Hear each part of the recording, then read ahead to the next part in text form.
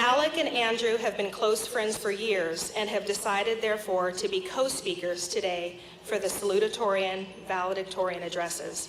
Ladies and gentlemen, Alec and Andrew.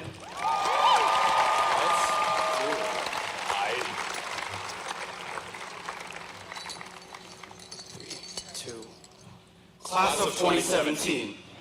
Neither of us feel like we particularly have the authority or the desire to impart some substantial wisdom upon you, yet here we are. We could have given ordinary, boring, separate speeches. And believe us, the separate speeches we wrote were extremely boring. But Cy and I have always worked better together, and so through the gracious permission of the powers that be, we stand before you united with one speech. So with that said, we wish you...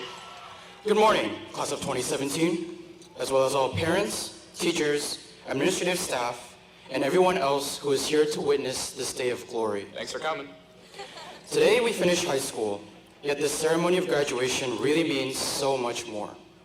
Starting this morning, we become a part of the real world. How you might see that is up to you.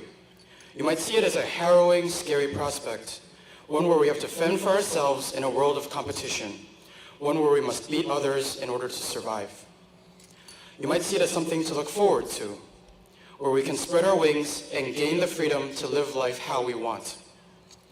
I'm here to tell you that there's no correct way to see where we go from here. I'm speaking to you all now not to idealize the future, not to speculate that we will all get to live out our dreams. The reason I'm here is to remind you all of what this day stands for. But remember that how you proceed from here is up to you. And so I begin by reminding us of how we got here. Although it may seem like we are graduates by our own efforts, that simply isn't true. I must attribute our being here today to the hard work of the people around us, and so I think they deserve our most heartfelt gratitude. I would like to thank our parents for their unwavering dedication. At least to checking our grades constantly. Our teachers for giving so much of their lives to our intellectual advancement. And so much of their sanity to dealing with us.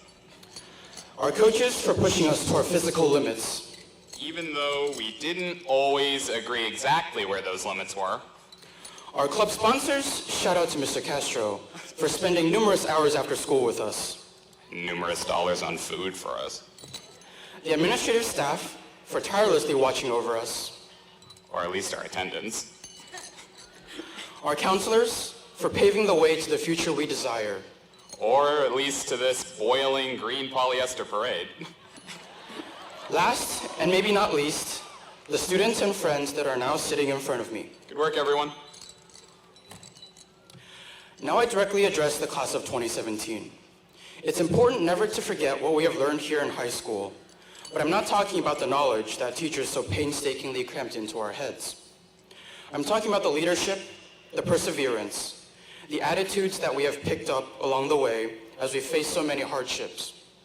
Finding our way through the halls as freshmen, taking our first AP classes as sophomores, discovering that junior year was just as hard as everybody said it was, and last of all, finding a prom date for senior year. That was tough. But remember, the most important thing in life is enjoying the ride, despite all the hardships you might face. In order to stay sane under the stressful situations life puts you, it's really important to just have fun every once in a while. Not only was high school about work and education, but it was also about spending the time with people we liked. Partying, hanging out after school, club activities. As long as you do your homework at some point. These things provided us with much needed mental breaks and serve as an important lesson. As people, we need to not lose sight of all the things we enjoy. The experience of high school wouldn't have been half as great without hobbies and friends. So it's also vital not just to enjoy the moment, but to remember to look back and laugh at the past, no matter how bad it was at the time. Any seniors here remember the poetry project? How about finishing at 3 a.m. the night before it was due? Anyone actually know what a critical analysis is? Yeah, so at the time that was a truly grueling project, but here we are, we're able to smile and laugh about it. And if we can keep that laughter with us wherever we end up, it'll brighten the days of all those around us.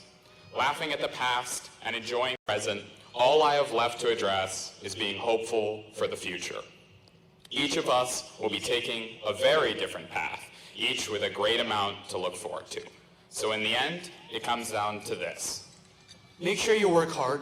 But not so hard you forget to have fun. Don't forget to keep pushing forward. But not so fast that you forget to appreciate where you are. Always do your homework. Unless you have something better to do, then put it off. And remember, life is what you make of it. Thank you very much.